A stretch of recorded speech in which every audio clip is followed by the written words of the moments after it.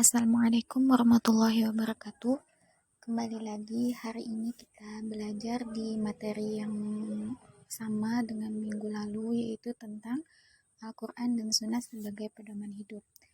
Nah, yang mana Al-Quran dan Sunnah itu adalah dua sumber hukum Islam.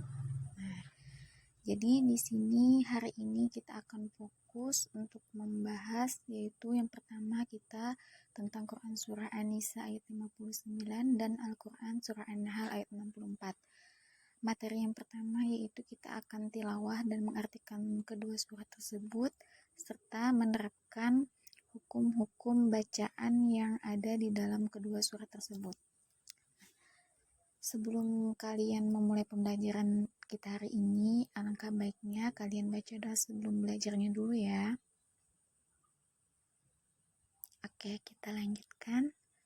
Nah, di sini ada potongan surah Quran Surah An-Nisa ayat 59. Ibu akan bacakan. A'udzubillahi minasyaitonirrajim.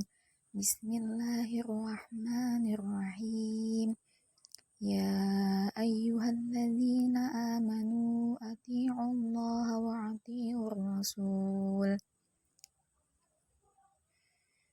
Ati'ullaha wa ati'ur rasul wa ulil amri minkum fa in tanaza'tum fi syai'in farudduhu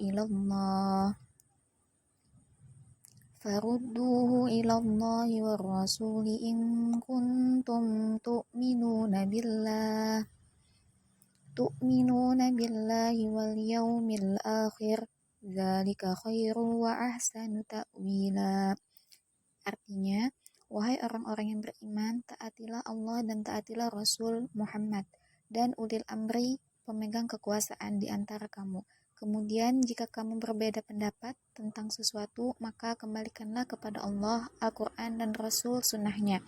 Jika kamu beriman kepada Allah dan hari kemudian, yang demikian itu lebih utama bagimu dan lebih baik akibatnya. Selanjutnya, surah An-Nahl ayat 64. A'udzu billahi minasyaitonirrajim. Bismillahirrahmanirrahim. Wa ma anzalna 'alaikal kitaba illa litubayyana lahumul ladzi ikhtalafu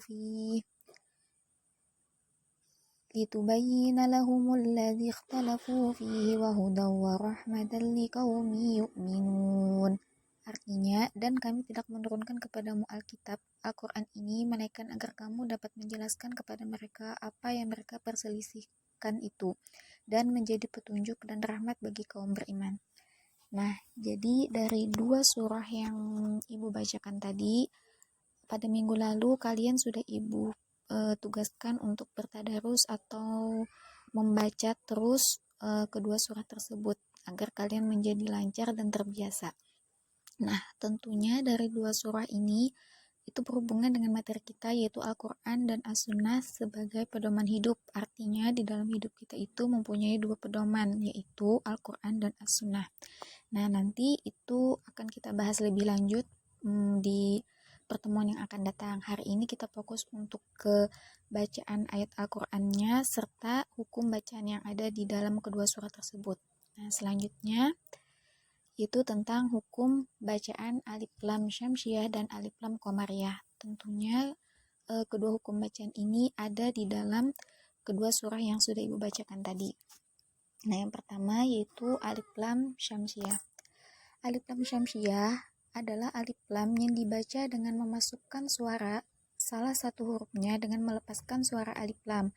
Huruf alif lam syamsiyah terdiri dari 14 huruf. Nah, jadi alif lam syamsiyah ini adalah alif lam, alif dan lam yang alif lamnya itu tidak terbaca. Nah, itu yang tidak terbaca.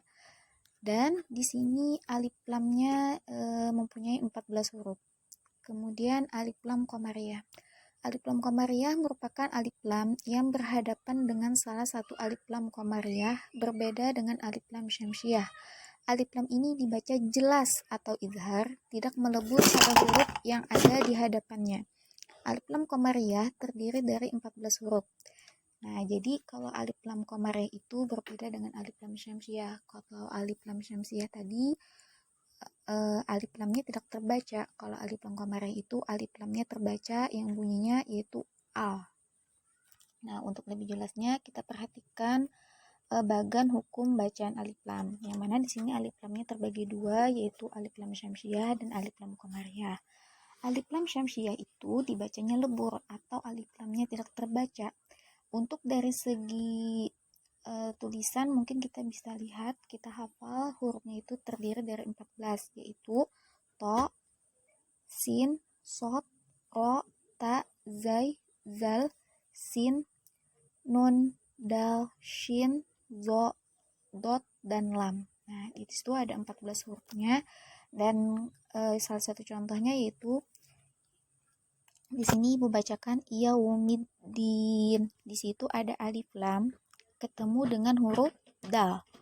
Nah, dal adalah termasuk dalam huruf alif lam syamsiyah. Jadi di situ dikatakan di sini yaumiddin itu adalah hukum bacaan alif lam syamsiyah. Kemudian ilahinnas. Nih ada alif lam ketemu dengan huruf nun. Dan huruf nun ini adalah termasuk dalam huruf alif lam syamsiyah.